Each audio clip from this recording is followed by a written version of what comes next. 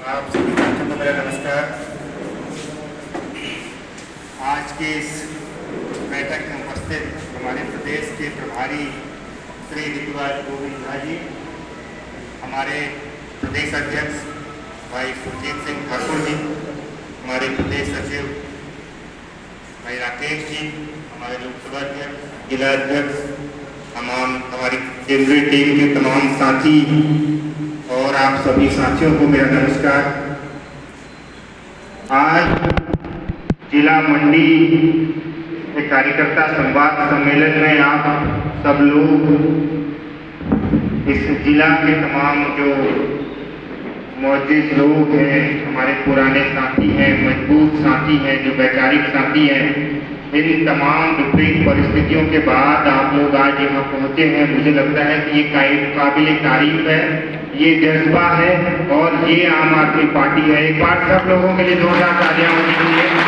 तमाम विपरीत परिस्थितियों में जो लड़ सके वो आम आदमी पार्टी का सिपाही है, वो अरविंद केजरीवाल जी का सिपाही है। देवभूमि में आकर हमेशा कुछ अलग और कुछ नया एहसास होता है। पिछली बार हम लोग शिमला में थे और इस बार हम लोग मंडी में हैं। जब भी हम लोग देवभूमि की इस पावन धरा पे कदम रखते हैं तो एक नई ऊर्जा का संचार होता है और जो हम सोचते हैं दिल्ली में बैठ के कि हिमाचल में जाएंगे तो कुछ ऐसा होगा, कुछ वैसा होगा, उससे दुगनी ऊर्जा यहाँ बैठ करके यहाँ आकर के मिलती है। आप तमाम लोगों के बीच, आप लोगों से बात करने के बाद और आप लोगों के विचार सुनने के बाद, दिल्ली से हम और आदरणीय प्रभारी जी आप सब लोगों के बीच हमारे नेता, हमारे राष्ट्रीय संयोजक श्री अरविंद केजरीवाल जी का संदेश लेकर के आए हैं। अरविंद केजरीवाल जी जिन्होंने भ्रष्टाचार विरोधी ये जो पूरा आंदोलन था उसकी लौ पूरे देश में जो जलाई हुई, आज इस हिंदुस्तान की राजनीति को अगर किसी ने मुद्दों के आधारित किया है, इस देश की राजनीति को कोई मुद्दों पर अगर लेकर के आया है, उस शख्स का नाम अरविंद केजरीवाल है। आज हर पार्टी चुनाव में आने से पहले वो बात करती है मुद्दों की, वो बात करती है शिक्षा की, वो बात करती है स्वास्थ्य की। और जब 2022 का चुनाव हुआ था तो आपके मुख्यमंत्री ने हमारा नारा चला लिया था, व्यवस्था परिवर्तन का, जो नारा हमारे नेता अरविंद केजरीवाल जी दिया करते हैं। तो इस देश में राजनीति को अगर मुद्दों के आधारित किसी ने करने का काम किया है तो वो हमारे नेता अरविंद केजरीवाल ने किया है।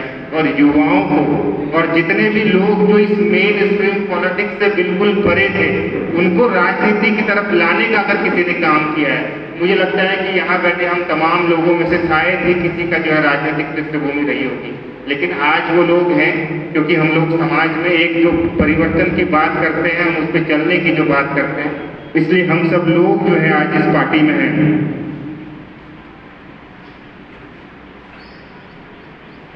हिमाचल प्रदेश में अगर हम संगठन की बात करें और 2022 के चुनावों की बात करें तो बहुत सारी ऐसी परिस्थितियां रही जो हमारे प्रतिकूल रही, जो हम चाहते थे वैसा नहीं हो पाया।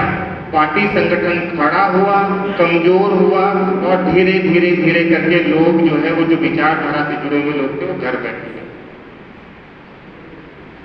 जब भी हम किसी संगठन में काम करते हैं, हम जब 15 जून को शिमला में मिले थे तो हम लोगों ने यही संवाद किया था। जब हम किसी पार्टी की बात करते हैं, जब हम किसी संगठन की बात करते हैं, उसमें एक चीज सबसे महत्वपूर्ण होती है। आज यहाँ 50-60 लोग हैं, वो लोगों की संख्या इंपॉर्टेंट नहीं है, वो लोग किस विचार के साथ यहाँ उपस्थित हैं, वो लोग पार्टी में किस विचार के साथ लगे हुए हैं। मुझे लगता है कि वो विचार ज्यादा इंपॉर्टेंट है। किसी भी संगठन में काम करने के लिए सबसे इंपॉर्टेंट जो है वो विचारधारा होती है कि आप किस विचारधारा और किस उद्देश्य से जुड़े हुए हैं। क्योंकि आज हम लोग जिला स्तर का सम्मेलन कर रहे हैं, इसके बाद हम लोग विधानसभाओं में जाएंगे, पंचायतों पे जाएंगे, बूथ पे जाएंगे, हम लोग संगठन को मजबूत करेंगे। लेकिन जितने लोग यहाँ हैं, ये बहुत जरूरी है कि ये समझना कि हम सब लोग यहाँ इकट्ठा क्यों हुए।